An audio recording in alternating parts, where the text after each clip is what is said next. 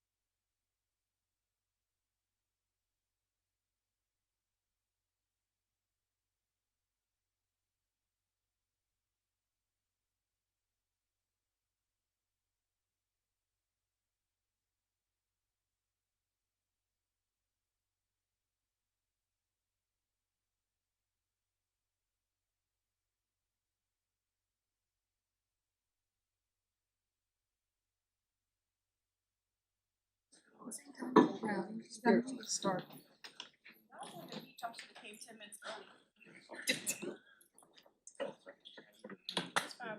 yeah, sorry.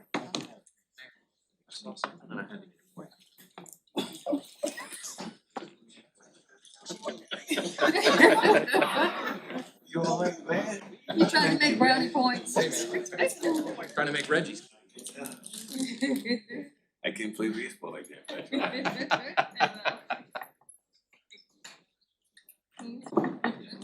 What up?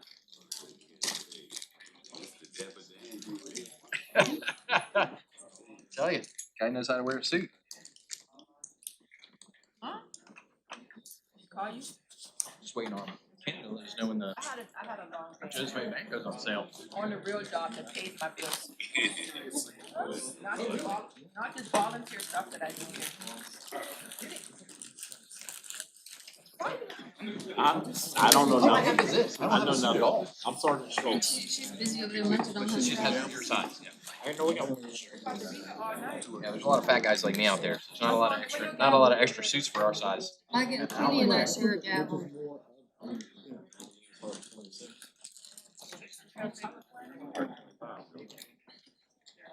I can pass them out. You only get one. We need a redo. As a zero.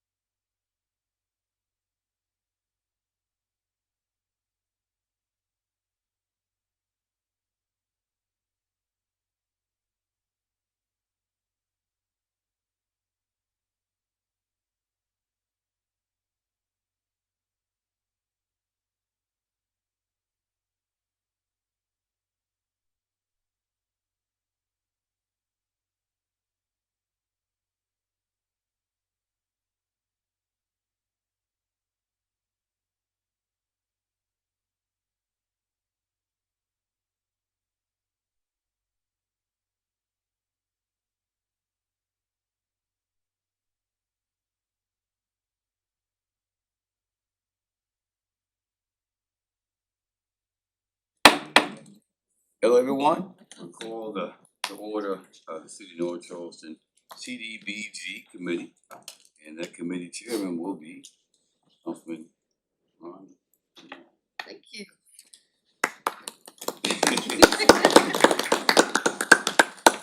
Done it before. What happens when you're OG, you've done all of them. Indeed. All right, so I'll call to order the meeting of the CDBG committee. First item on the agenda is the approval of the March 20th, 2025 minutes. Move for Any- approval. Second. All in favor? Aye. Next agenda item is the 24-25 home program allocation change, which is very simple. You wanna explain it? You want me to? Go ahead. This is just a change that needs to be made because it's changing locations and it's changing the scope from new construction to substantial rehab, and it's also changing the location of the project from Rivers Avenue to the Noisette, right off Noisette area. But it's still affordable rental housing. We just need to get formal approval from council because of those two changes. Have a motion? Move for approval. Second. Any questions? All in favor? Aye. Any opposed? Motion is approved. Any other thing to come before CDBG? Meeting is adjourned. Forgot Really well run. Good job. Really well done. when I- Calling to order Public Safety Committee meeting. First item on the agenda, the minutes for approval, November the 20th, Public Safety meeting. Move for approval. Second. Moving second. Any question from council? All in favor? Aye. Aye. The next item is an ordinance amending section 3-2, 5-4, 5-42, 5-43, 511, 512, 513, 514, 517, 518, 519, 613 of the zoning regulations of the city of North Charleston to define loading zone and to relocate the consolidate the loading zone screening requirements. Tim, I know that was a lot, but I need a motion for approval of that. Move for approval. Like, I just wanna give the council, cause I think it's more of just extraction you did from that whole ordinance itself. Yeah, so, as the title said, we didn't have a definition for loading zone, so right there at the top, you can see we added that to section 3.2, which is our definition section. And then, as you can see by all of the sections that were cited there, 542, 543, 11, 12, 13, 14, 17, 18, 19, and then 613. Those are all the locations in which loading zone screening requirements are lived. Because they were added over time and were in different locations, some of them were slightly different than others. So what we did and are proposing here is to consolidate them all into one location, make it an even application across all the zoning districts that require screening of loading zones, so that it's a consistent application across all of it, and makes it easier for both staff as well as developers to know how they're going to be doing the work within the city. Here's the one question that I have, I don't know if anyone else has any questions. I think there's one of them that states about the orientation for single-family housing or directed toward it, I think it's the opening for it, or dock or loading zone. I think that was just eliminated out of it. Is it anywhere that would be defined where you can't be putting a dock or orientated towards a single-family house? So we put it into 613, so that's where the loading zone screening is gonna live. And so that's the section we need to look at for Okay. that explanation, and that's loading zones shall be screened from residential uses or districts, from existing public or private rights of way, and from planned future public or private rights of way by the use of an 8-foot opaque fence or wall that is compatible with the overall architectural scheme of the project and or appropriate landscaping to conceal the loading zone from view as approved by the zoning administrator. So existing residential uses or districts where residential development could occur in the future, as well as any streets, right-of-ways, both public and private. So the point is to have them screened appropriately to minimize that visual issue between the residential uses, public streets, and a loading zone, which tends to be a little bit messier than we would prefer to see. Thank you, sir. Mhm.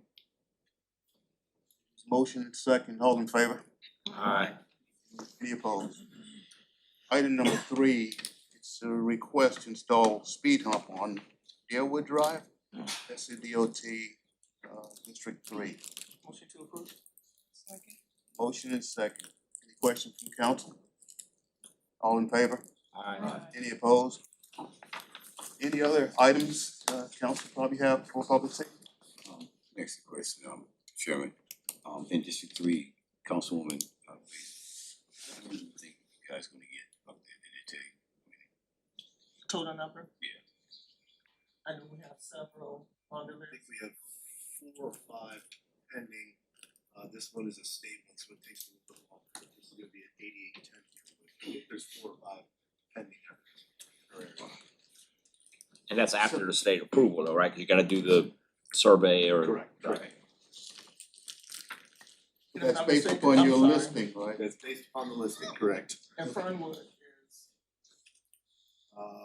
Yeah, I don't have the list in front of me, but that's definitely on the list. yes, close in the next couple months. I know it's a lot to do with the growth there, all those houses there, Yes. that's, Anything else?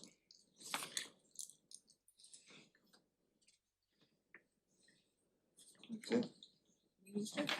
Yes. Meeting adjourned. Yes. No. all right. I have to go last. Let's give it to financial. I don't.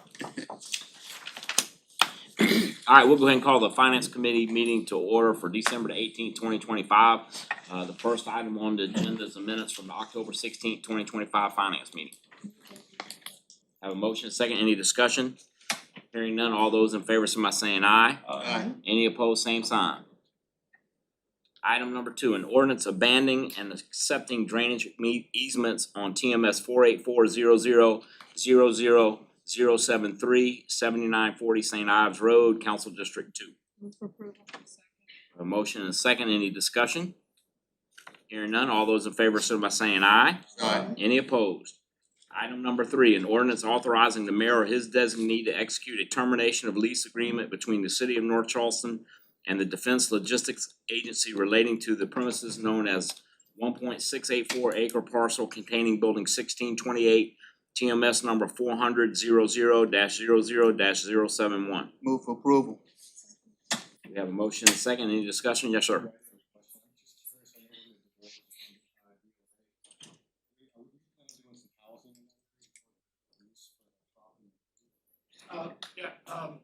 Adam McConnell. The property itself is the old print shop from the DLA. That property is under contract with the Navy Yard redevelopment team. This action you're taking tonight, there's an option for DLA to extend that lease for 50 years for $1 a year. And that has encumbered the transfer of that property. So by taking this action tonight, it will allow us to move that property once we close on the remainder of the Navy Yard properties going forward. And so in that respect, yes, there'll be housing opportunities there. And we do have commitments from the Navy Yard development of, I think, something on 17% attainable workforce housing in that project going forward. So, yep, no problem. Any other questions? Yes, sir. Chairman, Adam, is this the building that we had to get TIF signed, or that was something else? This is included in that TIF area, but this is the building directly north of Coast Brewery. And it was a building that was used by the Defense Logistics print shop. They moved out, but they had this kind of pending option to continue the lease that we just needed to execute a joint agreement to eliminate the lease, terminate the lease. So that's all this does. We have to develop that Navy yard. I wasn't sure, but it's good. No, good no, I'm glad information. you mentioned it, cause I didn't even see DLA now. Any other comments, questions? Hearing none, we have a motion and a second. All those in favor, signify by saying aye. Aye. Any opposed? Item number 4, resolution authorizing the city of North Charleston to accept the CSX Transportation Community Service Grant Award. For approval. Second. Have a motion and a second. Any discussion? Hearing none, all those in favor, signify by saying aye. Aye. Any opposed? Item number 5, a resolution authorizing the city of North Charleston to accept the South Carolina Firefighters Foundation 2025 Burn Children's Fund Grant. Move for approval. Second. Have a motion and a second. Any discussion? Hearing, Discussion real quick. yes, ma'am. Years ago, we used to collect the cans in the cages at all the fire departments. Did we quit doing that? So people just aren't throwing the cans in there no more? It's not in all of them. We do have a few trailers. Thank you. Anything else? Hearing nothing, we have a motion and a second. All those in favor, signify by saying aye. Aye. Any opposed? Item number 6, a resolution authorizing the city of North Charleston to accept the 2025 Leary Firefighters Foundation Grant Award.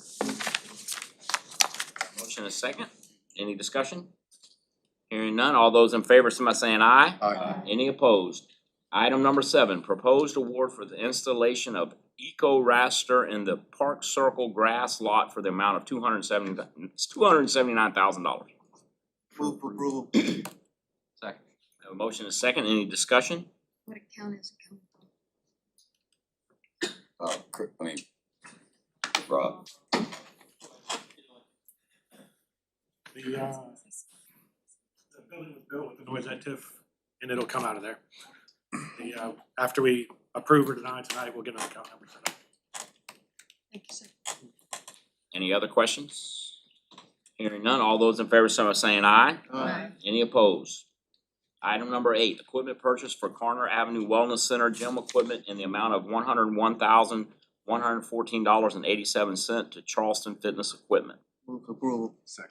Motion and second, any discussion? Hearing none, all those in favor, signify by saying aye. Aye. Any opposed? Item number 9, request to approve the modification to the existing Axon Taser contract. Move for approval. Second. Any discussion? So, just a question, I mean, the reason we have a 5-year contract as opposed to purchasing outright is because of the technology aspect of it, or? Yes, sir. Once it gets on a lease, if I have anything that breaks, they get destroyed, they literally just give me another one. Also, it guarantees that if there's any software updates or anything like that, I'm not gonna be housed to fix that. The only thing I'm gonna have to come out of my budget is if we break too many holsters, that they don't give us enough, which they will. But this is also for a whole new type of taser too, a Taser 10. And going forward now, they're gonna give us $70,000 off now if we sign now. And if we signed when the contract ends next year, we'll be saving $258,000. That's a 12% increase you're talking about, okay. Yes, ma'am. Between the taser we have now versus the Taser 10? A lot, ma'am. So the new Taser 10 is a single fire defensive weapon. So what happens with the Taser 10 is it fires one probe and then a second probe. So it kind of fires like a gun, you would say. So I can fire once and I can fire twice and I can choose where I can make that fire. What it also does is got a lot of safety functions where it's gonna tell us when the officer pulls it out, what level is it at, is it pointing, is it on? It also tells the distance from the person from the individual and the person. So there's lots of increase in technology to it, as well as it's way more effective than the current one that we have. They're also gonna end life for this Taser 10. Next year is gonna be starting the end of life cycle for this new Taser. So moving forward now is just gonna be beneficial altogether. One other thing, Yes, sir. if that's okay. And it would be just logistically responsible, fiscally responsible to do this instead of do this in-house, right? 'Cause you'd have to hire new people, you'd have to have a team that actually can support. So we'll train them all together. So I'm a master taser, so I can train everybody, but the equipment and all that, it makes it, because on top of this, we also get the trainer classes and everything like that. So it is just physically easier for us to do it this way than to try to do it any other way. I know you're loaded with a lot anyway, so. Yes, sir. The other change, ma'am, I forgot to tell you, is instead of 21 feet, it goes 40 feet. So that's the other feet. So we're gonna have 40 feet of distance. Talking Dr. to you, Ganaway. Dr. Bailey. Dr. Ganaway. Yeah, we saw that. I forgot to tell you, instead of 20. Yeah, you said 40 feet? Yep, okay, as long as you knew. All right, you're good.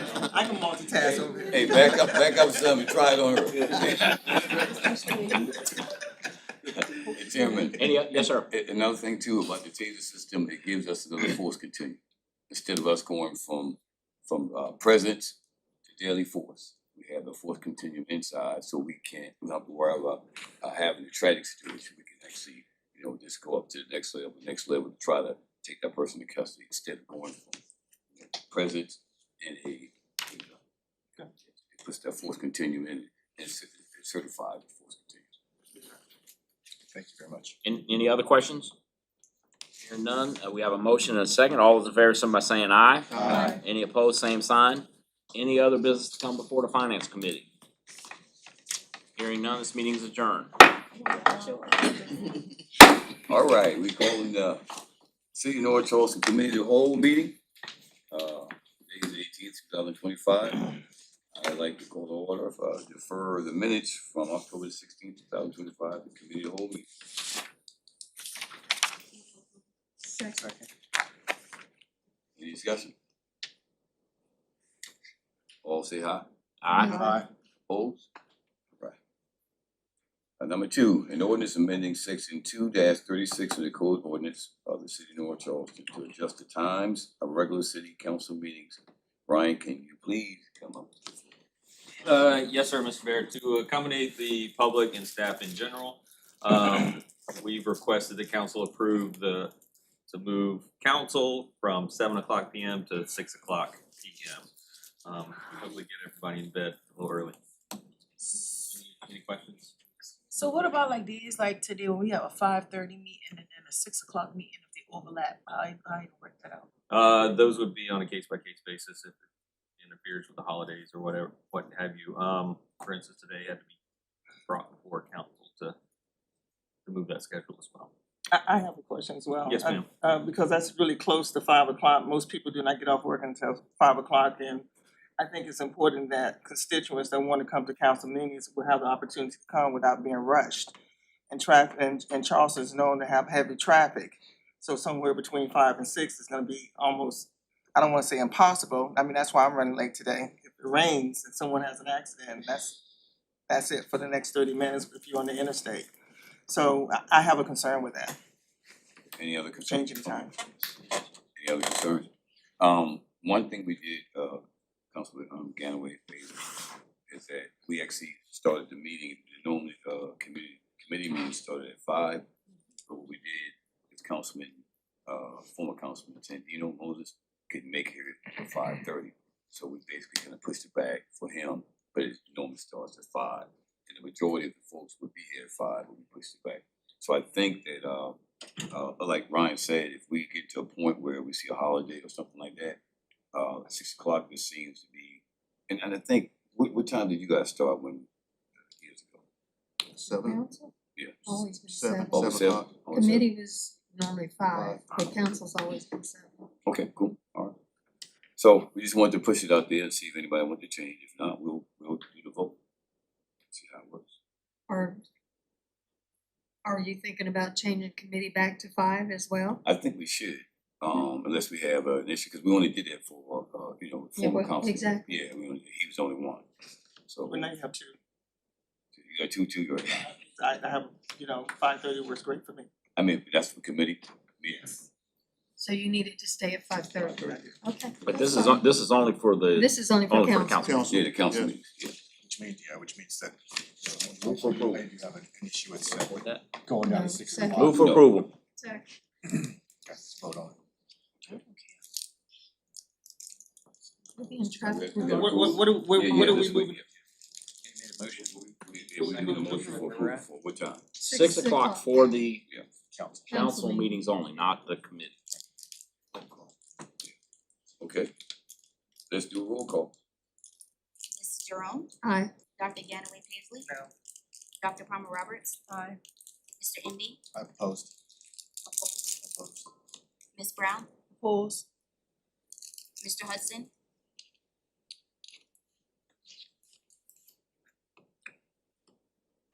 Oppose.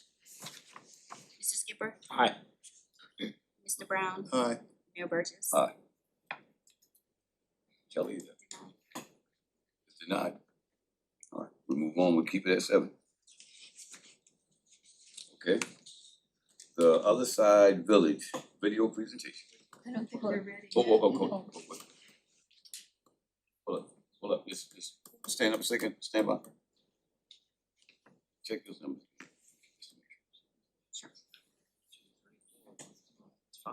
One, two, three, four. Ms. Rhonda said yes, sorry, it passed. Okay, make the readjustment. So you just shut me I up did, altogether. sorry. Yeah, So they make we you, they had- make you committee chairman and look what I happened. know, you just I made don't me know. disappear. All right, we'll let We the have clerk of 5 council read. aye. Can you read the individual numbers again? The folks that voted no and yes. For yes, we had Miss Jerome, Dr. Palmer Roberts, Mr. Skipper, Mr. Brown, and Mayor Burgess. For no, we had Dr. Ganaway Paisley, Mr. MD, Miss Brown, and Mr. Hudson. So the motion passed, so council meeting will be changed to 6 p.m. Starting January. Goes to Council. Okay. Past that, number 2. Number 3, other side village video presentation. I may not be ready yet. Oh, You have any elevator music we can play while this is going? Oh, The there. housing authority could do their presentation while we wait. You sure? Yep, so we do, instead of doing 3, so you can work on that. Housing authority, are you guys ready? Alright. Karen Thrower, she's a part of, what's Karen? A couple of board members are actually. Okay. Alright, yeah, the board members, y'all wanna stand up? You gotta go fast, Kim. Well, thank y'all for coming. Good evening, my name is Kiana Abney and I am the Executive Director for North Charleston Housing Authority. We would like to thank you for allowing us to speak today. As you know, the affordable housing, the need for affordable housing has grown tremendously within the city of North Charleston. And it is the responsibility of the Housing Authority and the city to seek alternatives and to provide housing. Fortunately, the mayor and I do have the same mission, and that is to provide availability of affordable housing to the residents, safe and decent housing to the residents of city of North Charleston. However, times have changed, and so federal funding is either uncertain or competitive. And so the North Charleston Housing Authority is trying to seek alternative strategies on providing funding for housing. I do have joined with me my chairman, Jeff Baxter, Commissioner Craig Logan, Commissioner Karen Thrower. Thank y'all. And I have also representing here, we have Integral Consultants. And we are here to discuss affordable housing acquisition strategies that we believe will be successful with your support at the city.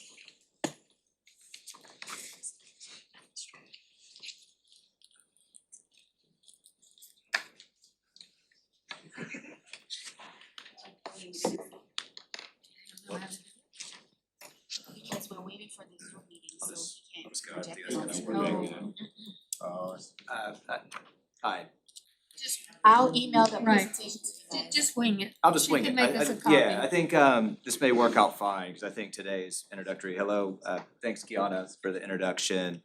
And thank you Mayor Burgess and council for the opportunity to talk about an opportunity we'd like to present to you to pursue the acquisition of what we call naturally occurring affordable housing. It goes by an acronym NOAA, kind of an industry parlance. But what the NOAA is basically unsubsidized housing. So these aren't projects that were created by the Housing Authority or tax credits that receive public subsidy. They're usually older apartment complexes that already have market rate rents that fall into a category of 80% of area median income or lower. And so we have a lot of NOAA within the city, but NOAA is under threat for all the reasons we know: a growing region, geographic constraints, kind of putting a lot of pressure on the housing stock.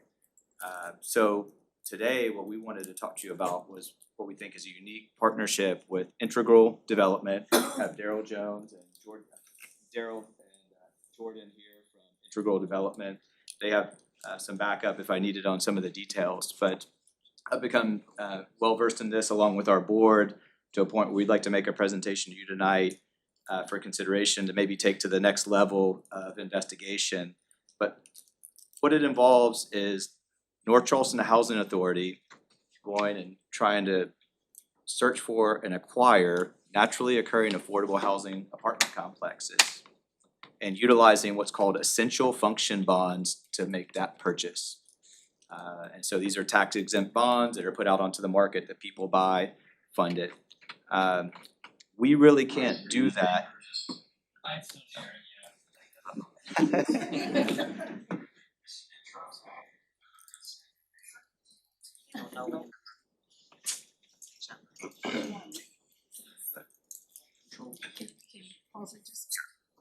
Yeah.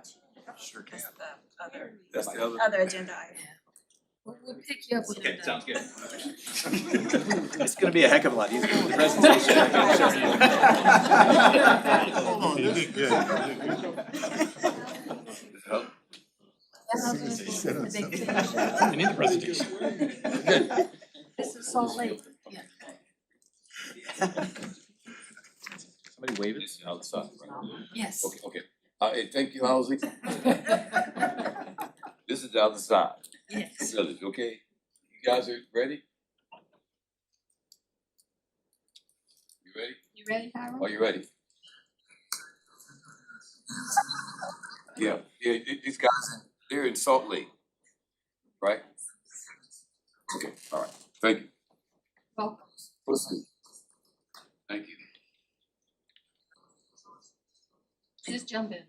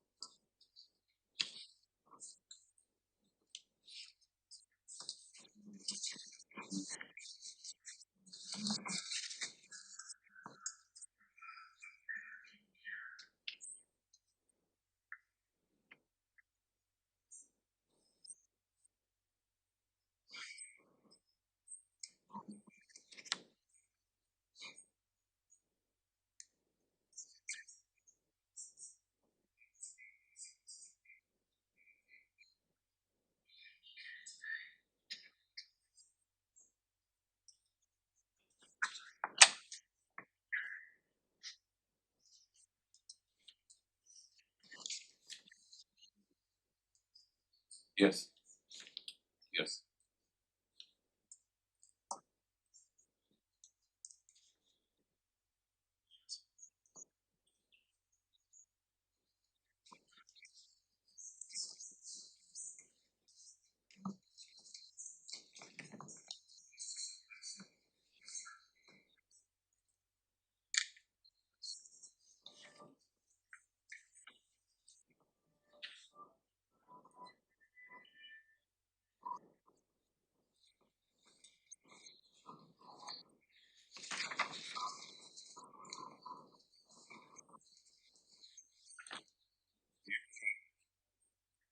You're correct.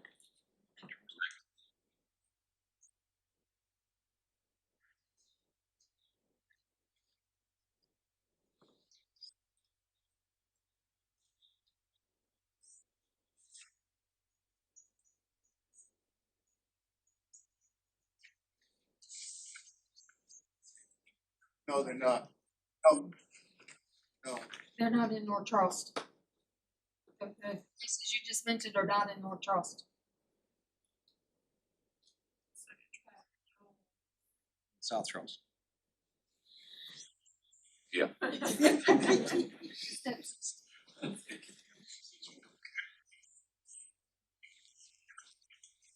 It's a thing, man. Make it a thing.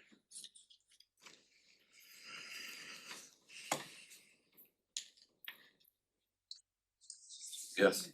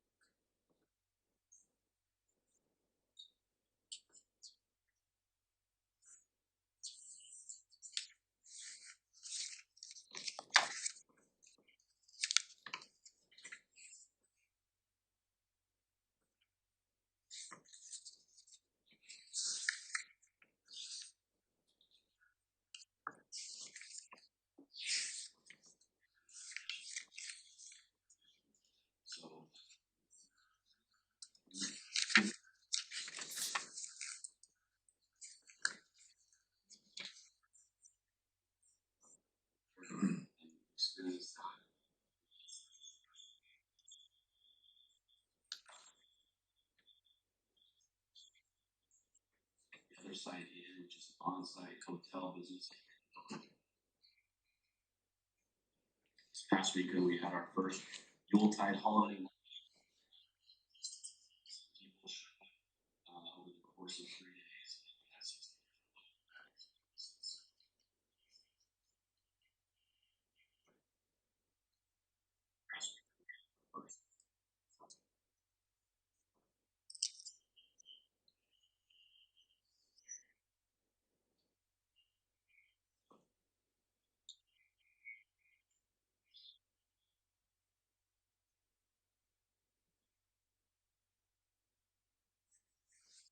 Times best seller.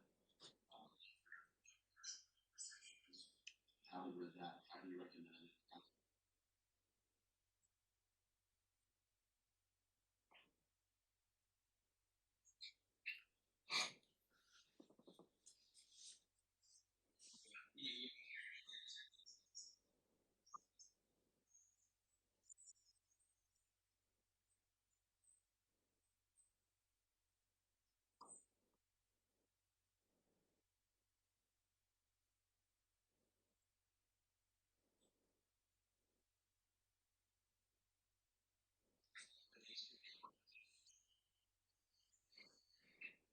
And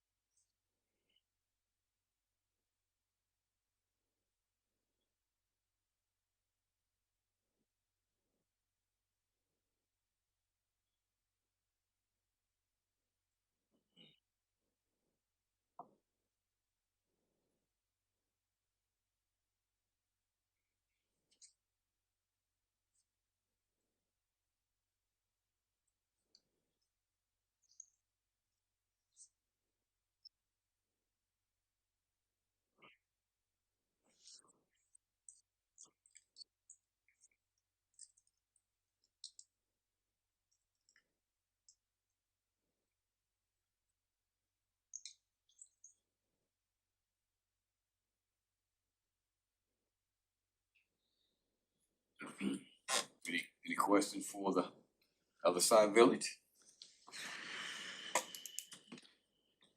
One thing, Preston, um, so you're saying to folks that you guys intake or on your onboarding, they actually work in the village somewhere to sustain the village?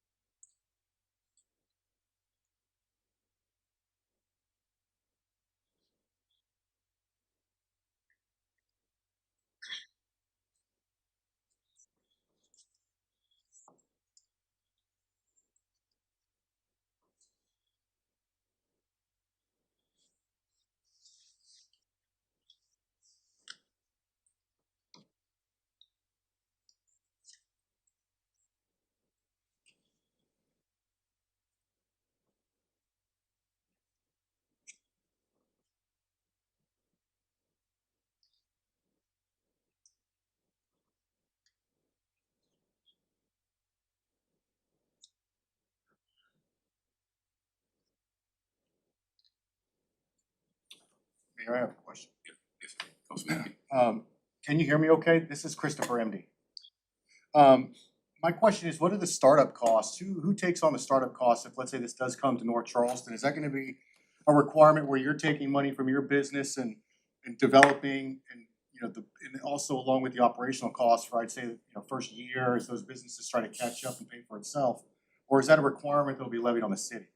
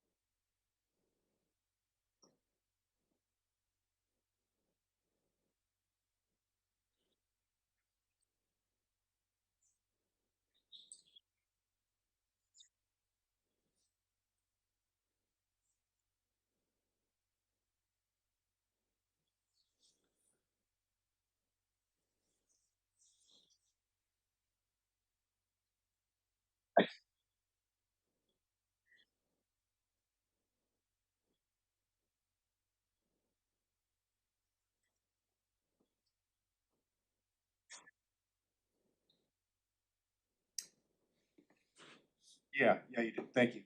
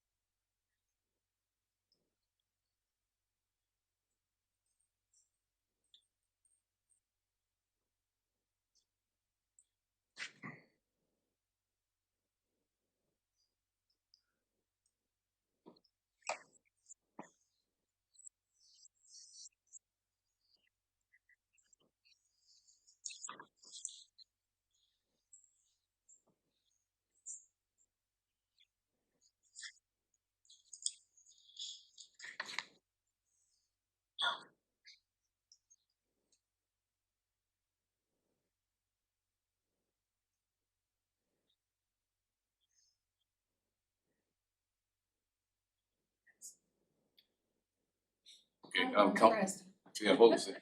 Councilman, Brandon Hudson. So I just, it's just a great program, but I think a lot of people may not be aware, we have Delancey Street here, which kind of provides a similar program to what you guys have with the other side academy. So we're already sort of kind of in that space a little bit as a city. But I don't know, so, I think we sort of have like we have our foot through the door on something like this. There you go. So, yeah, we have a Delancey campus here. I guess the only other one is in California somewhere, right? I think, is that right? Okay. So we're very fortunate here to have that program. But, I think, again, you just show where you start and you just work towards rehabilitation. So, this is neat. Make it comfortable.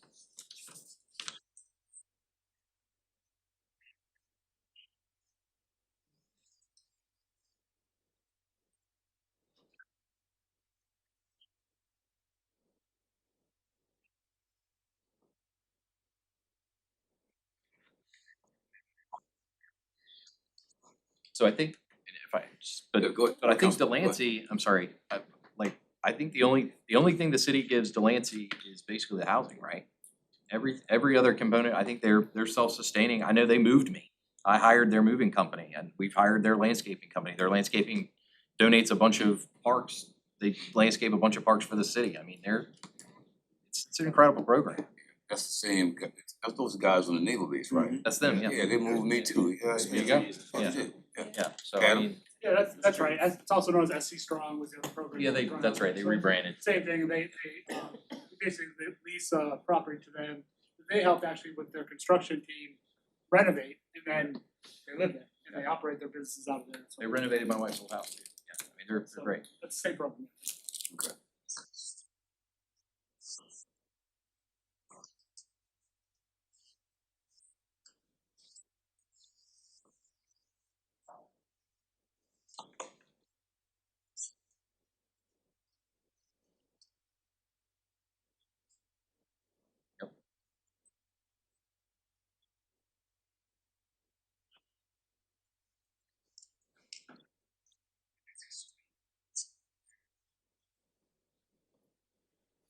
Anything else, Council?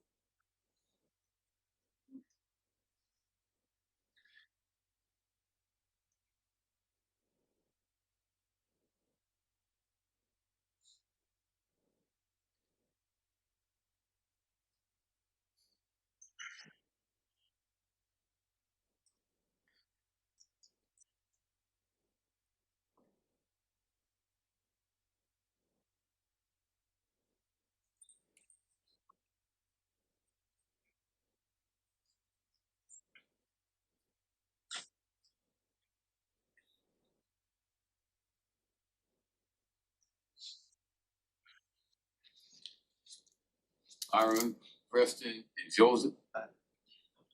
We thank you all tremendously. I have a quick. I'm sorry, Did you hold on a did you second, have hold one on, too? Councilman. So I just wanted to ask, like you just touched on it a little bit, but our zoning doesn't allow for the tiny home density that you guys have. Do you find that the single family is better in some way than a multifamily experience, or is it, what was the choice there?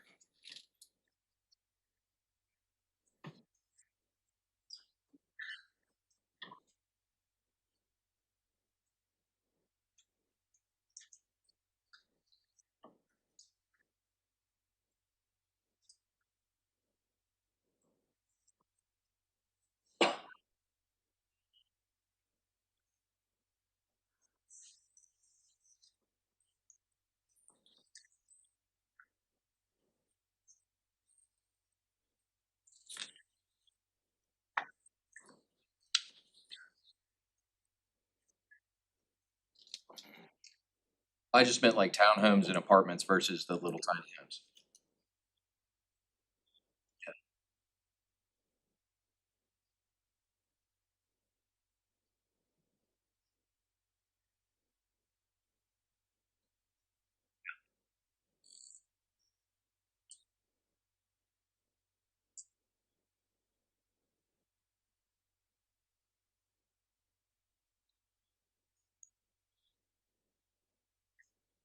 Yeah, well, I mean, you've got good density in the, just how tight they are, but. Thank you. Good.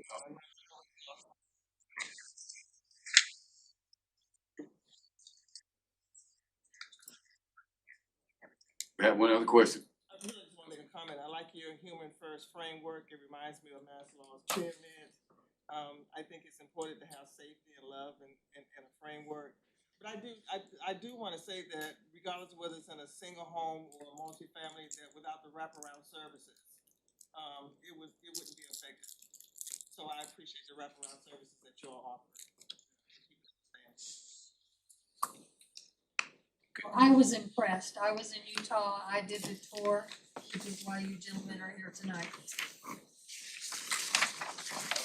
Hiram, Preston, Joseph, as I said again, thank you tremendously. We appreciate it, the city of North Charleston, and we will be in contact with you all in the future. Thank you. God bless you. Jeff, I don't know how you follow that. Yeah. Very quickly. I continue. Just gonna do that. Just wanna finish that discussion and We got Councilman Brown, recognize. I think he quoted a number, he said it was 420 something homeless. That's Charleston County. That's Charleston County, it's not the city of Charleston, it's just previous year, right? So just on thinking it's a great idea and great concept. But I just think when we start to think about it, that concept gotta be placed upon the county to really work and make it work. I think at one time there were talks about with the city of Charleston at one time. I think it was Mount Pleasant and also some other counties was willing to be involved in it. Because just like you said, it's gonna take quite a bit of service to make it work. And I think that's where it's gonna, the bulk of it's gonna come from. Mayor Carswell had a good plan, and he spoke to me about it, and he basically has some property down the neck area. And he has a pretty good amount of acreage down there. He just needed to have a buy-in from the other cities and towns to get it done. But in his model, he was going to create, I think, 118 kind of like small little homes. But the only thing about that is I think he got a little bit of pushback. He not speaking about it. The 118 were going to be for men. So I told him that we have to open up to men and women because basically I'd rather see a woman and a child in a secure place. Not saying that the men doesn't need it, but I mean when you're having a woman and some kids, we need to look out for their best interests. So I think we can go into conversation with him because all we have to do as a city is to actually come up with the funding sources, and then we can actually have a percentage that we would have for that area, but it will be mixed. You know, men on one side and then a woman and children on one side. And then, like I said, wraparound services is needed. The wraparound services have to be when they leave out of there. Because when they leave out of there, that's when the devil comes. And you need to have wraparound service to help them to maintain themselves to a point where they can actually live on their own when they choose that. You know, we've gotten a real good relationship with the tunnels to towers. That, we actually did a tour last week. There's 95 suites in there. They have caseworkers on each floor. They're doing a simple job there. That's gonna take 95 veterans off the streets, from out of those bridges, under the bridges, dilapidated homes, and place them there. And they're gonna build that up. And it'll be designed in a way that you won't see anybody hanging outside. None of that type of thing. It's a building process, building their minds and their bodies at the same time. And because they are veterans, they can live there for a year or for the rest of their lives.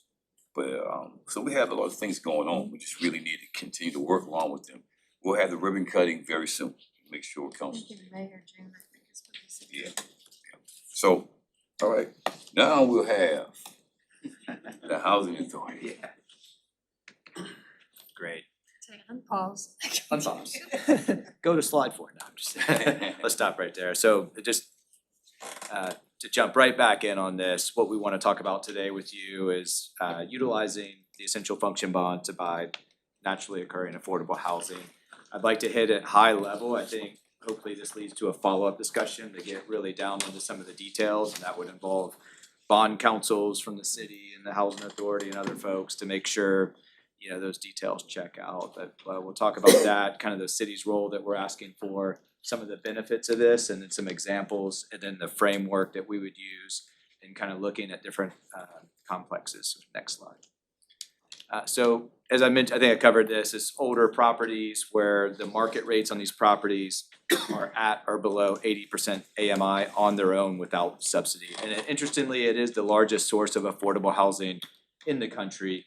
It's also the most at risk because as areas are growing, especially in a place like ours, those are under pressure to get bought, redeveloped, rents pushed, you know, to make those investments worthwhile for those developers. So we're looking to be a part of that. You would still have that too, but to try to protect some of that housing.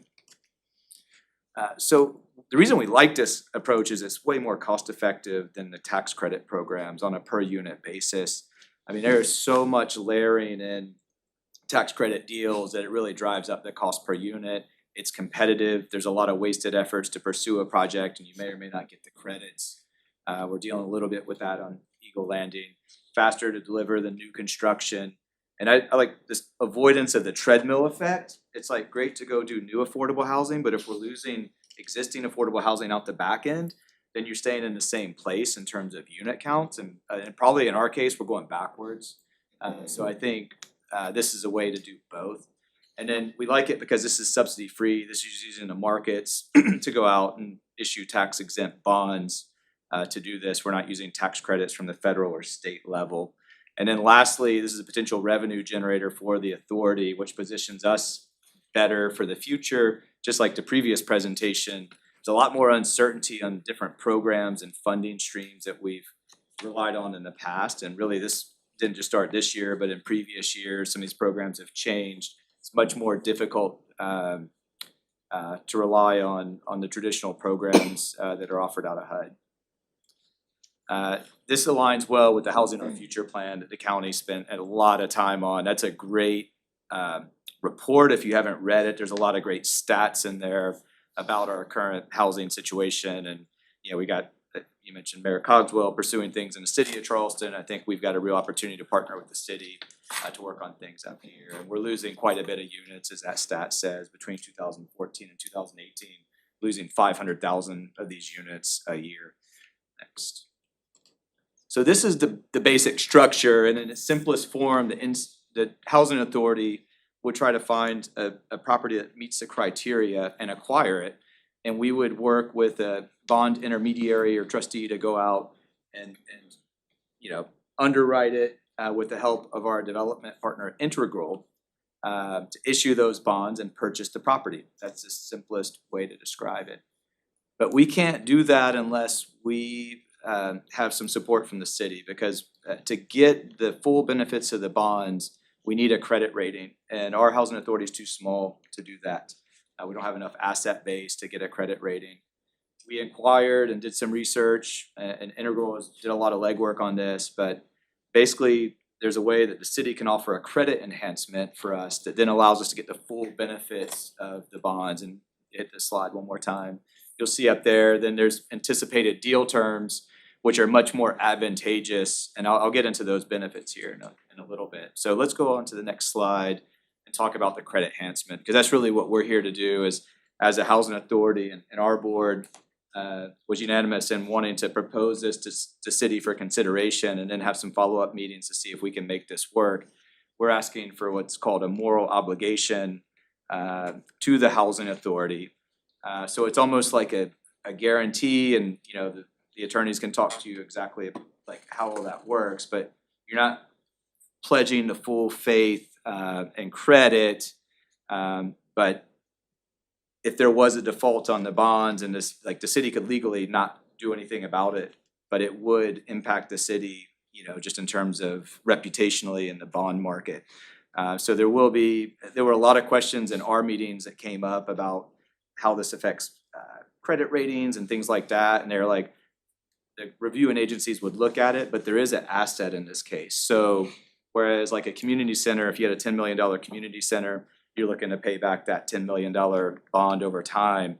In this case, if you had a $10 million apartment complex, it's cash flowing, you actually have an asset there with cash flow, so it's not looked at the same way as like a general obligation bond. But I'd like to defer to the experts on that for like a follow-up meeting, to get into the ins and outs of it. But this moral obligation is really important to make this work, and we'll go into some of the benefits here on the next slides. First of all, from the financing, it's about 150 basis point advantage on interest rate, and it also allows for 100% financing of the acquisition through the bonds, and then some advantageous debt service coverage ratios. So what type of affordability would we provide?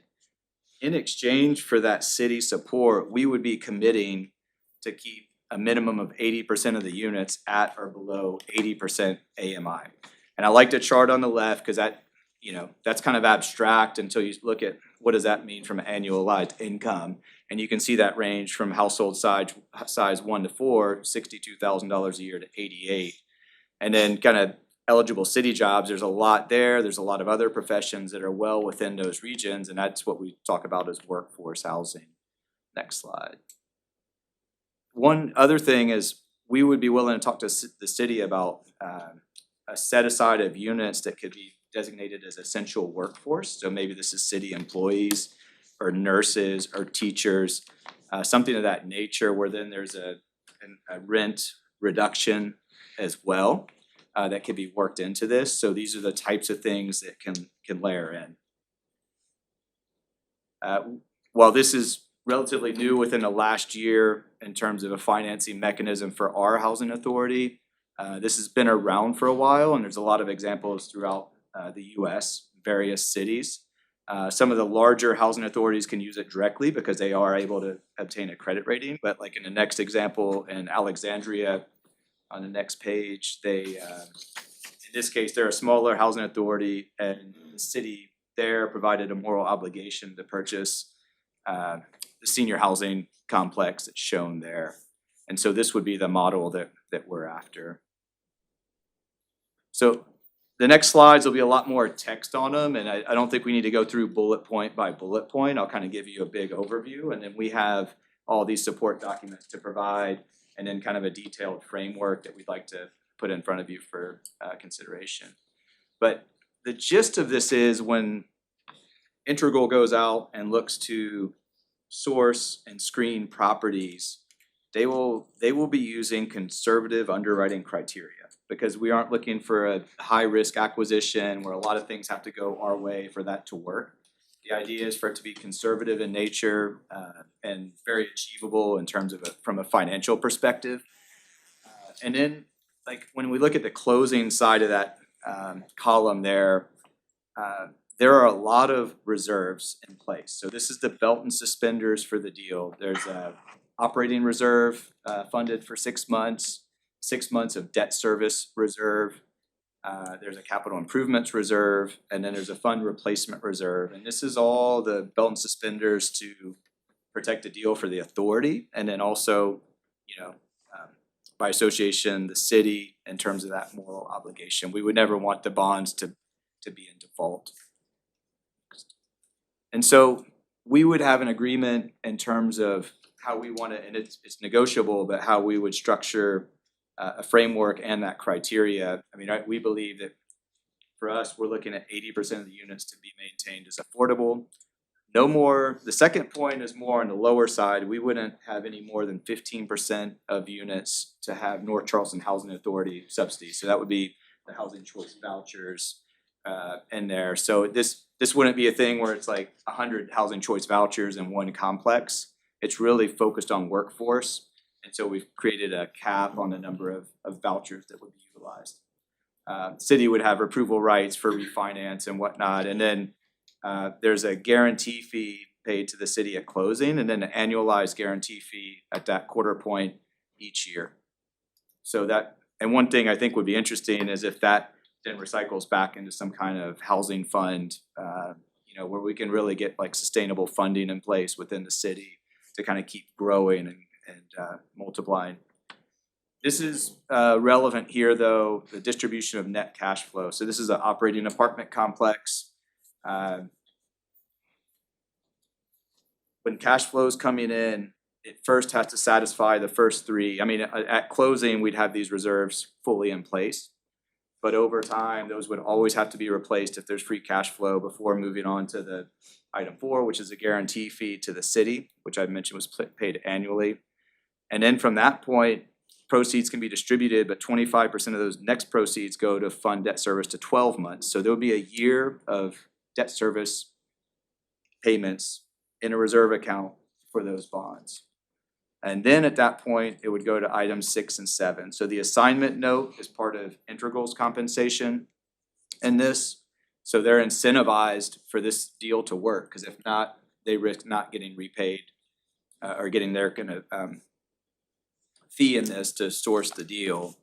And then after that, the housing authority would receive remaining proceeds.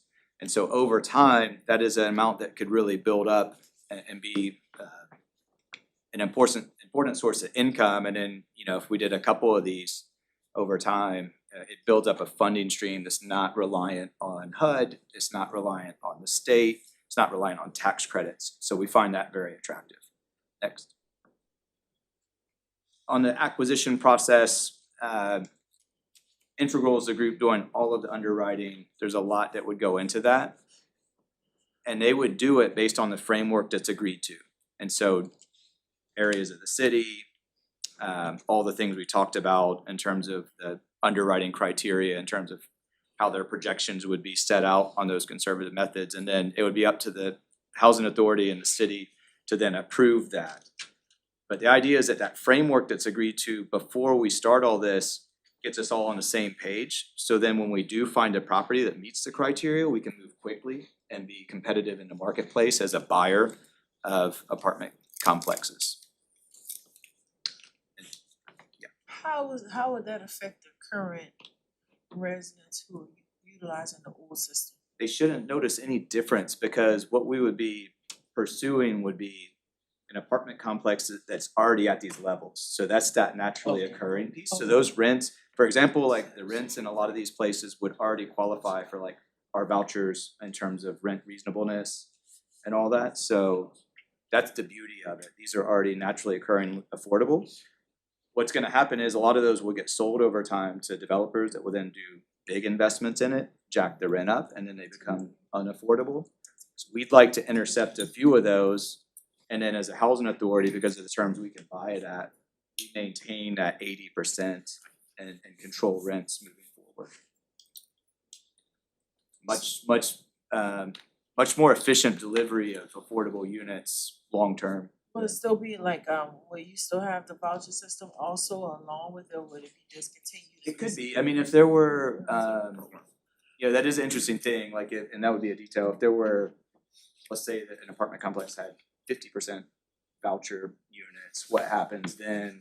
We may just go through a natural, I don't know, that would be a good question, but And we could possibly keep them, you it's could just keep 'em if North that's what's in Charleston place. Housing Authority's vouchers, we're only gonna issue a certain amount that'll be tied to them.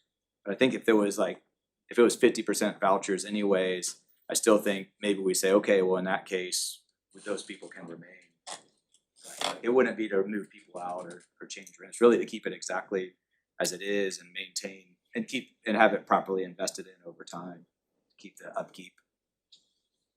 Could I add one thing? Sure, yes, please. So if this were not in place, what typically happens in the market is you get a private developer who buys it, and that 50% example, over time, they are then moved out because they've invested a lot of money into the property, and as soon as their lease flips, they can no longer stay there. So one of the beauties of this is that there's not displacement, where that just happens just by market dynamics. And I would just expand, that's not hypothetical, that's what's happening in this community, right? Daryl and I are private developers, brokers are sending us offering memorandums on a weekly basis. Hey, here's a North Charleston North Charleston apartment community. We renovated 10% of the units, increased rents $200 per unit per month. You group can step in and renovate the rest of the units and jack up rest of those rents, and now we have displacements.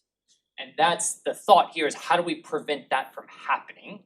We know you all as a city don't have a massive general fund to plow millions of dollars into building new affordable housing, so what else can we do very economically, very strategically, very smartly? And that's where this preservation idea came up, and we've been continuing to push it forward. There was a recent sale in your area, right? Couple of them, yeah. That's I was just thinking about that. It's common with new apartments, so after they lose their tax credits, after about 15 years, that's when they increase the rents. I'll use, for example, Appian Way, I think just went through that.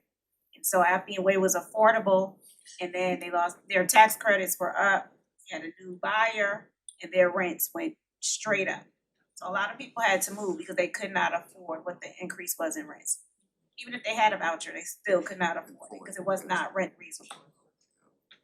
So that's pretty much it. I think there's maybe another slide in here.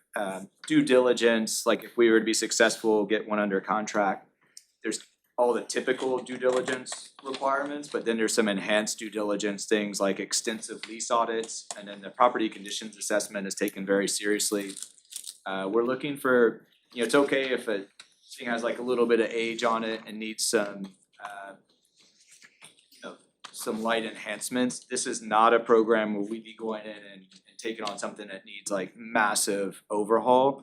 That's too much construction risk. This thing's trying to avoid construction. We want kind of Goldilocks, right? Like older property, but not too old and not too many problems, but we'll go in and, painting, appliance kind of upgrade, some things that would be a little bit more light duty that we can 100% get our arms around. worth a try. Kind of already have residents in place. Yes. You already got a revenue stream that's already there. Correct. Correct. I mean, we'd be looking at things that are, 90+% occupied. Right. Yeah. So that's it. I'm open for any questions with the team, and then I think the purpose of today is to maybe put this in your court to see if you wanna have additional talks and try to get something in place. So you said in regards to the bonds, we would have to like basically co-sign, right?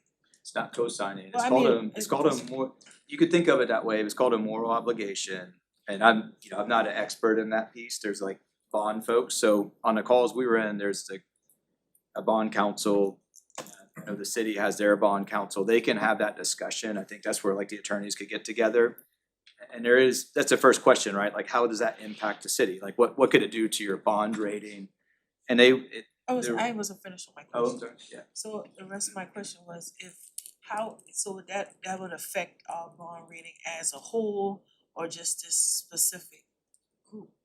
It would just affect housing bonds or would it affect us as a whole as a city if in regards to like all bonds? Can I jump in on that?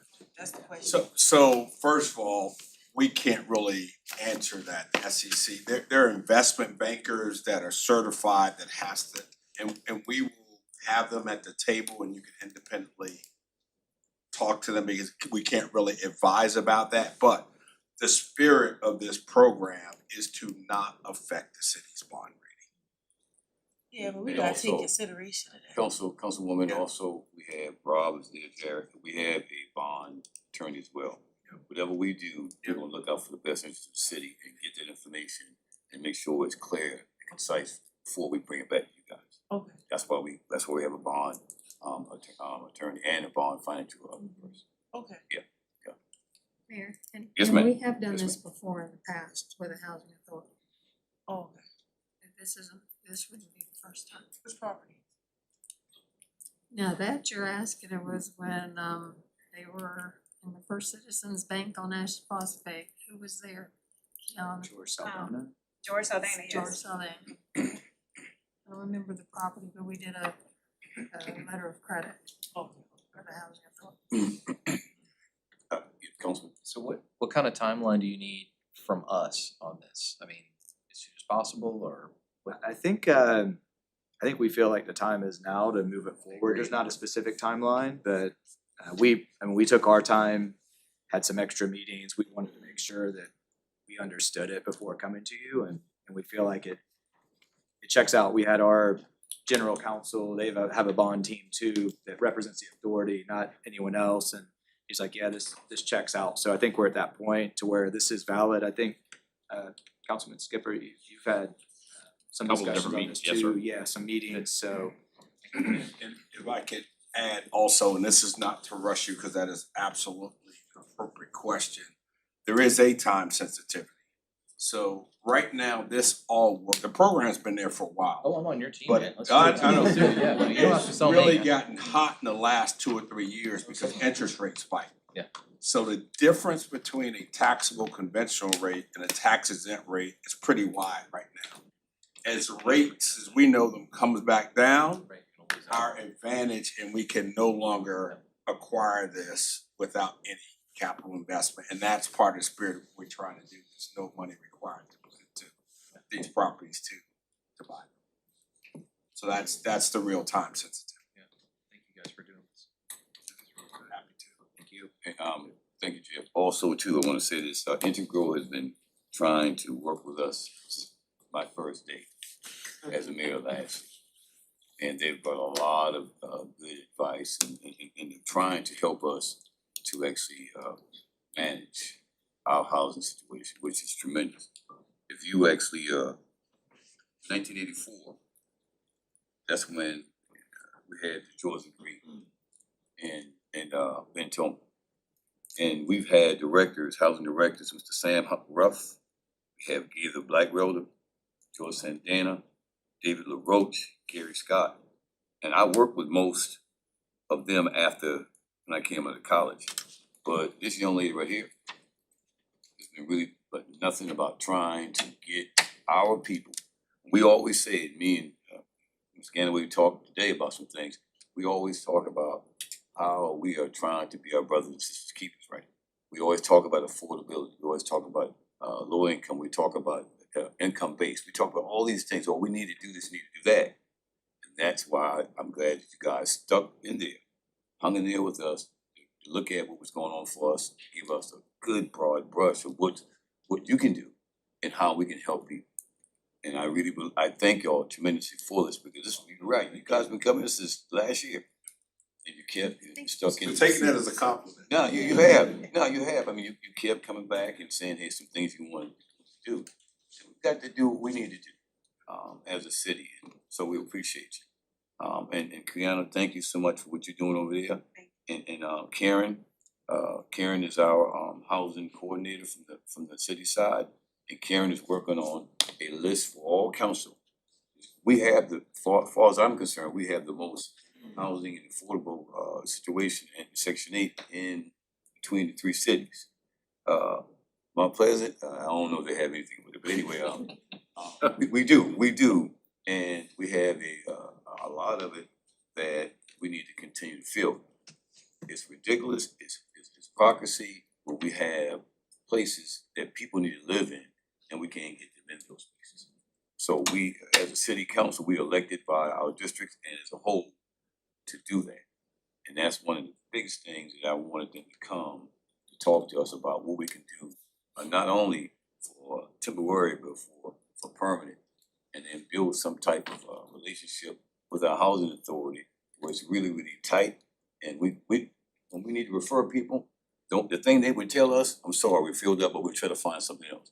But it should never be a situation where they say, well, we've got some, but we got to think about it. That's not what they're trying to do. They're trying to help us to take people from under the bridges, take people from out of these seedy hotels that these children have to live in, and place them in a better environment. We talk about how we would turn around crime. We talk about how we're gonna make things better, how we're gonna improve education. We say all these things all the time. You put somebody in a well-maintained house and watch it. Cause I'm one. I came from that. I lived in the projects.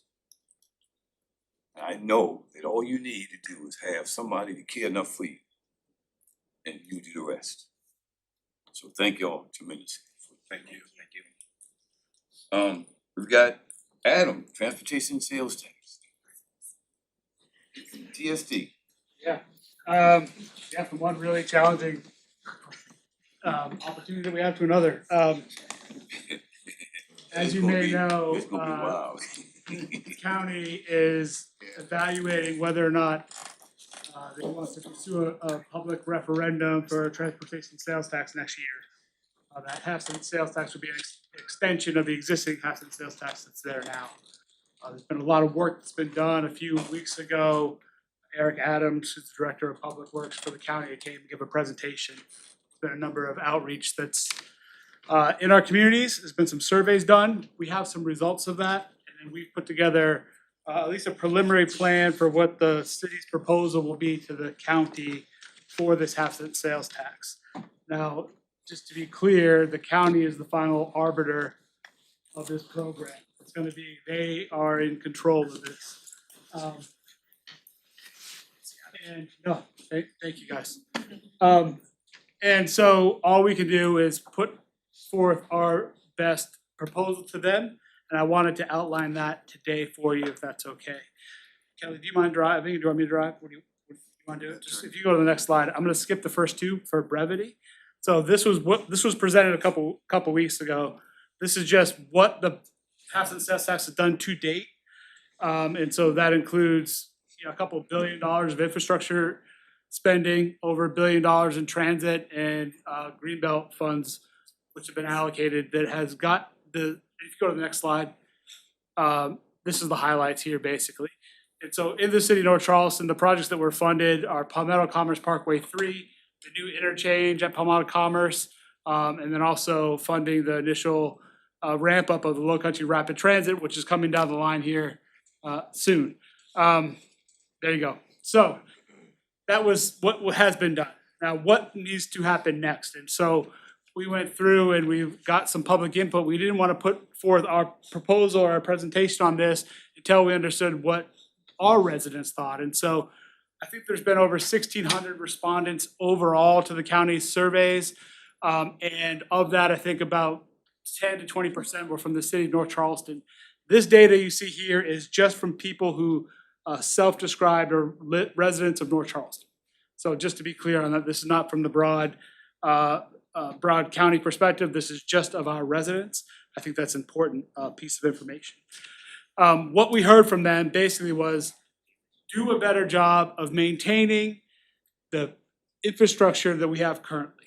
That was the number one response we got from that. That was improve the pavement conditions, improve your intersections, improve your roadways and safety of the facilities that we currently have. On top of that, some widening and capacity issues where we know we have congestion. And then also there was a very big push for improved safety, including bike and pedestrian improvements. The big corridors that came up were Dorchester Road, this is not a surprise to anybody, Dorchester Road, Rivers Avenue, Ladson Road, Highway 78, Ashley Phosphate Road, and 52626. Now, each of those 5, which are here down in the left-hand corner, have a project in place currently. Dorchester Road is planned to be widened in the next couple of years, once we get some contractual stuff done with the Air Force Base. The southern section of Dorchester Road has gone through a process called a safety audit with the Department of Transportation, and they'll be bringing us a report here within the next 6 months about some additional improvements that'll happen on the south side of Dorchester Road. So that would be from Dorchester, from Michaud Parkway south. The widening is gonna happen from Michaud north. Dorchester County is gonna widen from the county line up to Somerville, and then SCDOT is evaluating what happens on Dorchester Road from Michaud Parkway south. Rivers Avenue will get a facelift and improvements on intersections and throughput with the LCRT. Highway 78 and Ladson Road have been already evaluated by the county. There's a process there called, something that happens in transportation called induced demand. It's basically that if you can't always widen your way to a solution. And the models right now on Ladson Road suggest that if you widen it, you may improve some conditions for a very short period of time, but you're really just moving the problem, and eventually that roadway will fail anyway, even if you sunk tens of millions of dollars into it. Ashley Phosphate has an active transportation safety program going on right now where they're improving access management and safety along Ashley Phosphate Road. And of course, there's the 526, I-26 interchange and the widening, which we know are impacting a number of our communities, and we're working through the mitigation on that. That's a few years out. That's just to say that the corridors that were most noted by our residents in this survey, we are aware of it, and we are actively working toward progress to get those projects done. Next slide, thank you. So the second part of that survey came back and said, if you had $100, how would you spend the money? And it's basically this slider. It was like, our residents suggested we spend 30% on roads, 25% on transit, 20 on green space, 20 on bike ped. After going into details in the data a little bit deeper, it became clear that some of the advocacy groups for bike and pedestrian and for green space were sort of overly represented in that data. And then we have actually some, what's the word of that? We have followed up with this survey data with sort of polling data, which is more scientifically sort of dependable. And so we have some good indication that what we would propose, we have good indication that the surveys are biased towards some of the advocacy groups. Based on that, our proposal would be that at least half of the money is spent on roads, a quarter of it should be spent on transit, that's low country rapid transit, expansion of existing services through CARTA and so forth. And then the remainder would be split between bike ped and green space. Next slide, please. Thank you. So how was the city proposed to allocate this money region-wide? Well, this is a $4.25 billion projected half-cent sales tax over the course of 20 years. Our position, other municipalities have put out suggestions of how the money should be allocated. Our position is that 50% of the money should go to the county right off the rip to provide for transit, to provide for the pavement preservation program, which they run now, which is a really excellent program, and they don't get enough credit for that. To look at improvements to stormwater facilities, of which there's a question of whether or not some of those projects are allowable from the Department of Revenue, but we want the county to be able to evaluate those. And then looking at regionally important and regionally strategic projects that may cross jurisdictional boundaries. One of which could be, for instance, the North Bridge pedestrian improvements that touch both Charleston and North Charleston. We suggest that the percent of the sales tax revenue should essentially be how the remainder money should be allocated to the big three, essentially. The county takes half the money for the unincorporated areas, for regionally significant projects, and for projects that may be on the Sea Islands and other small towns. And then looking at the sales revenue, our proposal is that the effective allocation would be 18% of that money would come to the city of North Charleston, 22.5% to Charleston, 9% to Mount Pleasant. That's our proposed breakdown of how that money should be allocated. And then also that the jurisdiction should have flexibility on that spending. I don't think that Mount Pleasant should tell me how we should spend our money, and I don't think that we should need to tell Charleston how they should spend their money. Those should be decided by their communities. So what does that mean in terms of actual money and allocation? If we do go with that 25% toward transit off the top, the remaining allocation that we suggest is given to the city would look at about a $525 million infrastructure pool of money. And that would again leave us another $130 million for bike ped improvements and $131 million for greenbelt improvements overall. Where does this land relative to where the allocations are now? Currently, I think we're at about 29% for transit, 10% for greenbelt, and 60% roughly for roads and bike ped. We are breaking out bike ped as a separate bucket of money.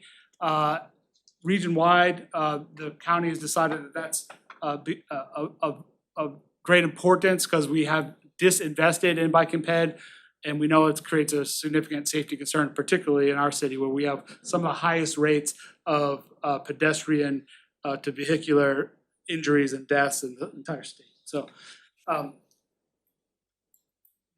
going forward, our priorities are maintenance and asset preservation of our existing facilities, looking to increase accessibility, particularly around rails and other impediments to neighborhood and community connectivity, safety, capacity, and community impacts. So that's community and economic development projects.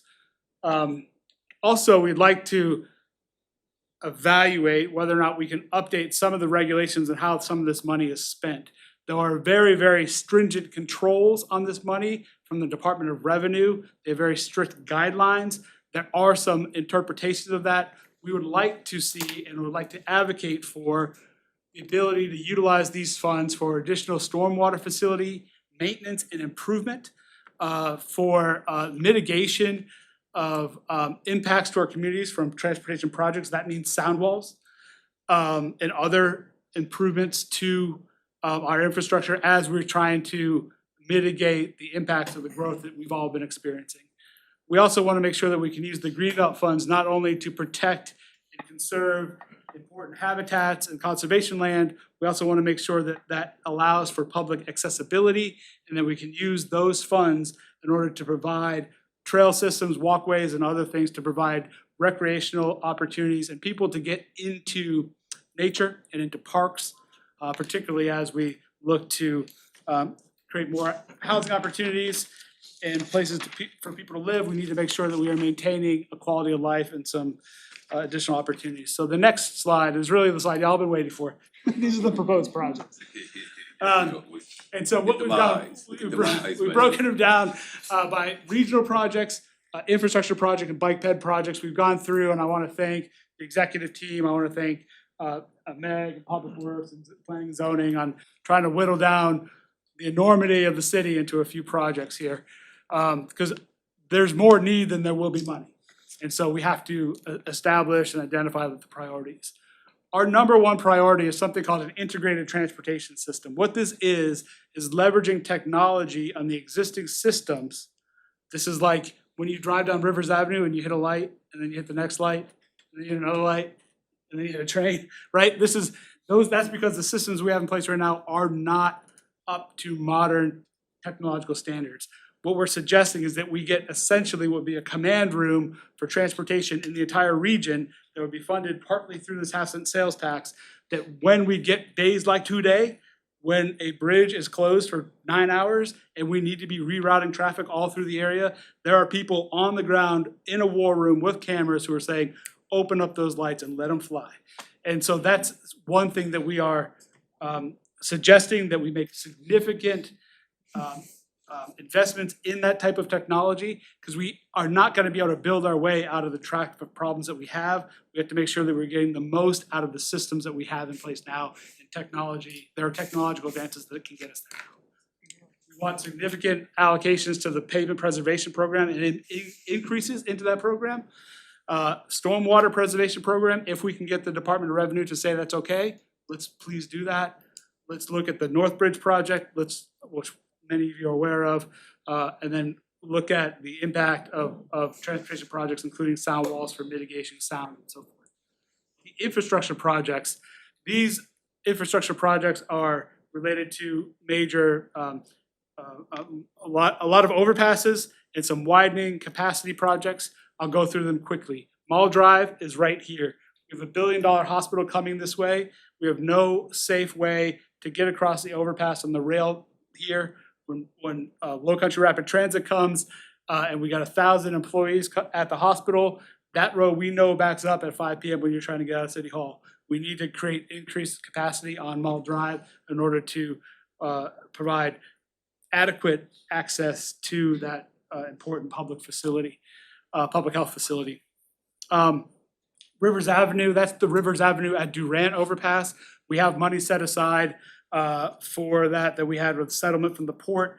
It's not quite enough to get that project done. It's a critical piece of infrastructure that impacts Low Country Rapid Transit. And so we're looking for these funds to help fund that. Azalea Drive extension. This project is where Stromboli hits the Central Rail Corridor, and Azalea comes in and hits the Upper King Street extension. We are proposing an overpass that would connect those two roadways, because when Palmetto Railways and the state's Port Authority starts driving their trains out of the new rail yard on the base, they're going to drive a 2-mile-long train along the south end of the city, and it's going to isolate the south end of our city. So that's from public safety, that's from the connectivity of neighborhoods. We need to provide a safe and consistently open passage through those communities in our south end. This project can be done. We've got some technical assistance and have some ideas that the geometries do work for it, and it can be done.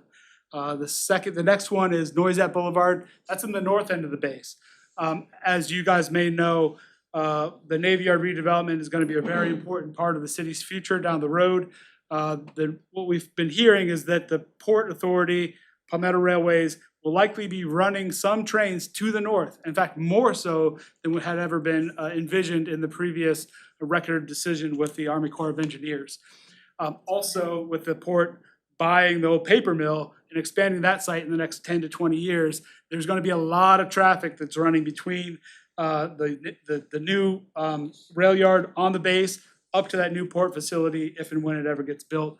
We need to provide an overpass to there as well. If that Navy Yard is going to be our future, we can't have it blocked off with a 2-mile train every couple hours throughout the day. This is another suggested project. We need to look at Stall Road, Midland Park, over to Aviation. For a long time, we had looked at that Palmetto Commerce Parkway 3 project that was gonna run basically parallel to Aviation Boulevard, or Aviation Avenue. That project is slow to evolve due to some complications and negotiations with Joint Base Charleston. In the interim, there's significant safety and accessibility concerns on that Stall Road, Midland Park area. We want to look at that and see if we can find a reasonable solution to that. Palmetto Commerce Parkway is already in the works. The funding for that in the last half cent sales tax was not enough. I think we need to evaluate whether or not that project is still viable. We have a little section of Patriot Boulevard. Patriot Boulevard is being widened by Dorchester County. There's a small section that's in Charleston County that may need to be widened as well. That will help with some economic development opportunities that we will have in that really critical industrial facilities that we have up there. Ladson Road, I think we discussed that earlier about the widening.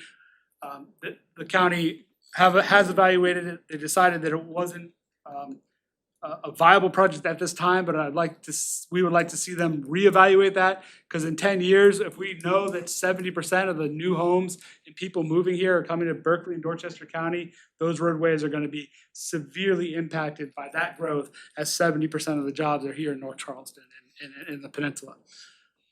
Looking at Reynolds Avenue, there's some significant drainage problems there that are actually SCDOT. I'm gonna talk about that in a minute. It's actually a SCDOT, was an SCDOT road.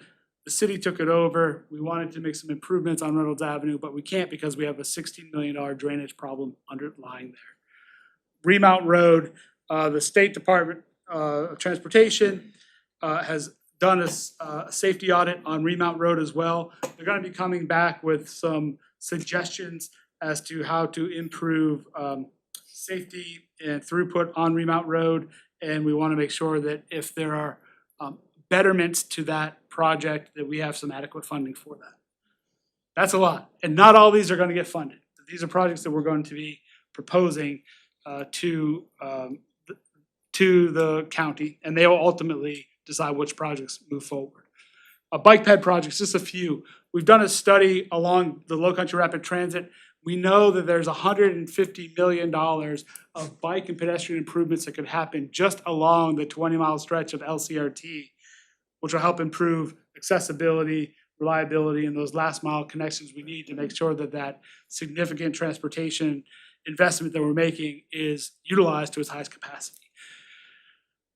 There's been a long-term plan to connect a multimodal path from Leeds Avenue to Azalea Drive, and ideally that would get across this new overpass that we suggested before at Stromboli. We're actively working now with the county on a preliminary feasibility study for that. We have already had negotiations with the State Department of Transportation. When they redo the Westmoreland Bridge, they will be putting bike and pedestrian facilities on that bridge to get over that bridge safely.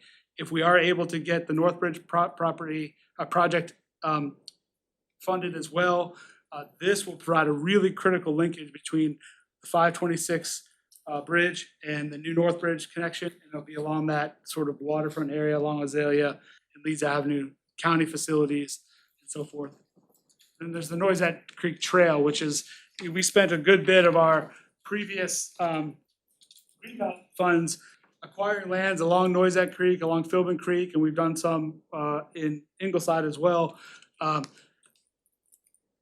The ability to use greenbelt funds to put in minor improvements such as trails and boardwalks is allowable now, but when we started to acquire those properties 15 years ago, when that vision was first started, you could not allocate, you have to identify those boardwalks and walkways in advance of the closing of the property, and the acquisition of the property. We would like to ask the Greenbelt program to reconsider whether or not this new round of Greenbelt funding can be allowable to go back into previously purchased Greenbelt properties in order to provide better public accessibility to those public lands that we have preserved over time. Next slide, it's my last slide, I know it's late. This just kind of shows you geographically where we're at.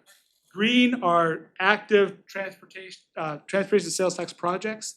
The yellowish is the safety audits I mentioned. The orange is the Low Country Rapid Transit line. The blue are other planned capacity projects. So that's the widening of Upper Dorchester Road, Patriot Boulevard, which I mentioned, the 526 widening, and then am I missing a color? The pink. Those are the proposed projects. So those dots basically represent where they are, and the pink colors are represent those sections of projects that we are suggesting. You can see that this stuff touches everywhere in the city. It touches every one of your districts at some point. And so it's very, very critical. If we do not get this half-cent sales tax passed, we don't have any revenue to do this. And I think it should be noted that in many cases, this local option sales tax is used to improve facilities that are technically state roads. And so but the state does not have the resources nor the ability to really manage their existing facilities. We have to be relying upon our local governments and our local partners at the county to do that, and these funds are really, really, really critical to do that.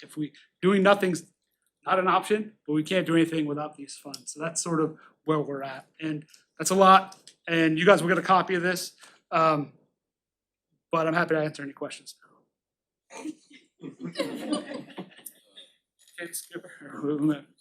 So out of the whole sales tax money that's generated, how much of that is actually generated in the city of North Charleston? Yeah, about 31% of all net sales tax revenues comes from the city of North Charleston. So that should be our percentage at a That's, minimum. that is our proposal, and that's what we are suggesting here. There have been other models that suggest that it'd be based on population. The city of Charleston has about half the population.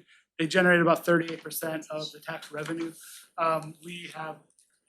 We're just looking at Charleston County, right? I know you represent a lot of Right, and I get Dorchester that, County. but I So mean- we have more population there, but it's not. Right, it's not in the, but if that, my point being is if it's generated in North Charleston, that we should get that piece of the pie.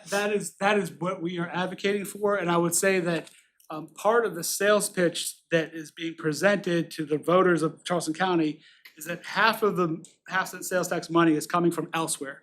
They wanna tell you it's coming from tourists, but it's coming from Berkeley and Dorchester County residents who are coming here to work, spending their money at the grocery stores.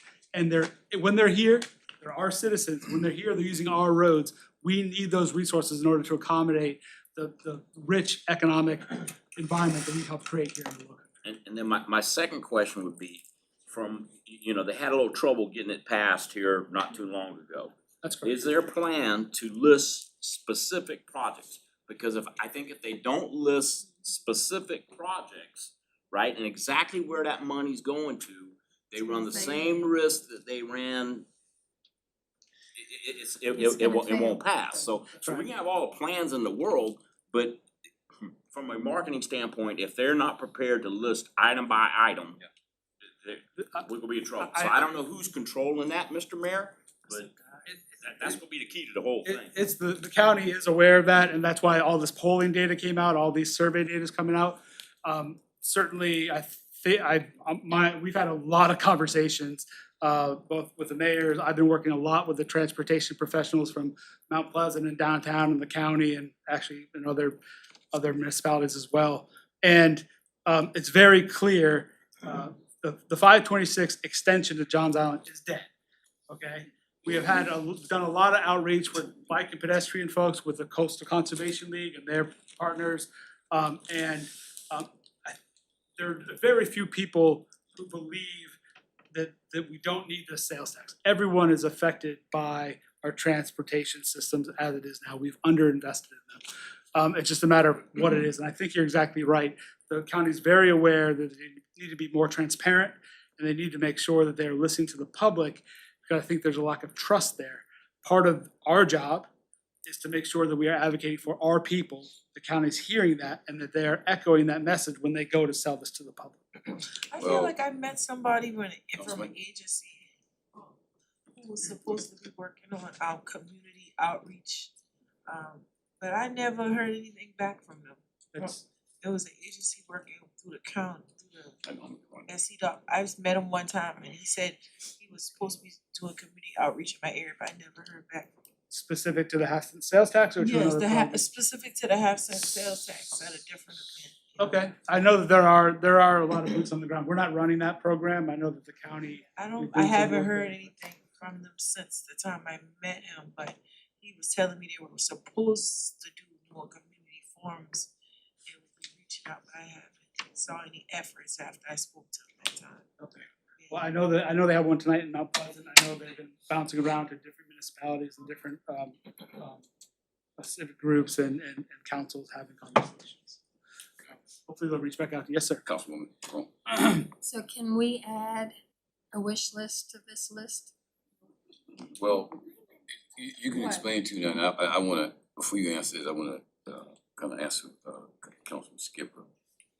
I was over at West Ashley last year coming in as a mayor, and I stood with all folks there from the county, the city, and Mount Pleasant, because I'm a team player, and they were pushing I-526. Of course, I was just coming in, and I was not really in support, but I wanted to try to see if we can get something done. I am not supporting that 526. And I told Mayor Coswell that he doesn't support it, and Mayor Haney doesn't support it. And Colin Middleton, the chairman for county, same, and Ron from the COG.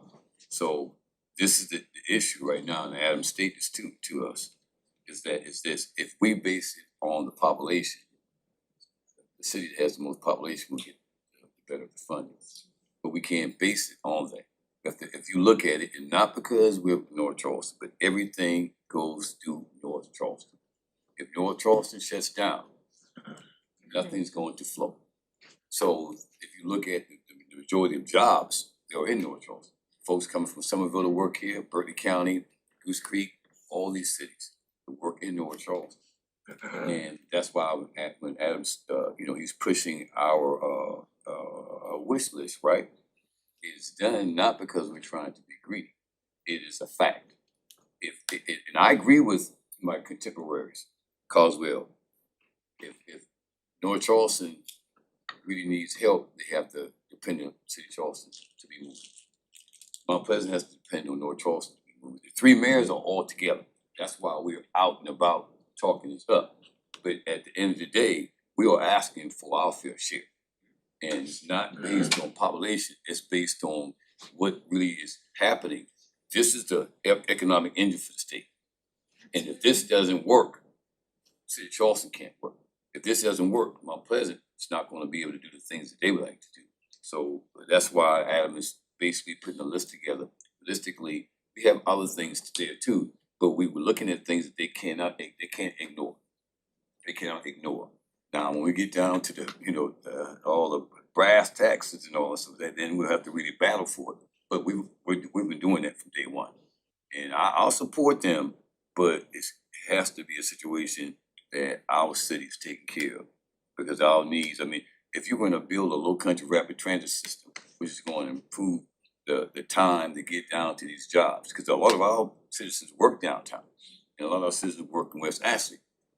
But you can't have it rapid when you get down Rivers and Durant, when the train blocks Rivers Avenue and Meeting Street Road.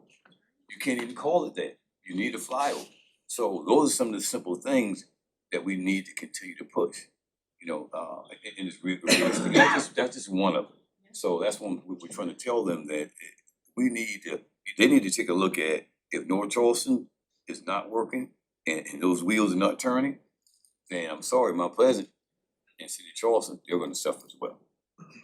And the system that we're talking about that you mentioned earlier, I know some people say, well, wow, yeah, it's a good idea. We've done that before.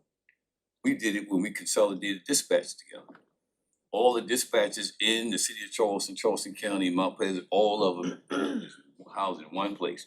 So we can actually create that with no problem, but that would move traffic around. That Mark Clark situation, if we had that, it would be moving around real quick because it's in real time. So those are some of the things that we worked on. But Adam, you go ahead and kick it, the rest of it. Okay. Good? I'm good. All right. I have a question. Yes, ma'am. Because out of everything that was said, and it was a wonderful presentation, what stuck with me the most is the sound barrier wall. Where's that at? What was up there? This number, You that see was it? on the. No, I did not see it. It was Right on there. the It's on there. original. On the top. Right there. Yeah. All right, thank you. But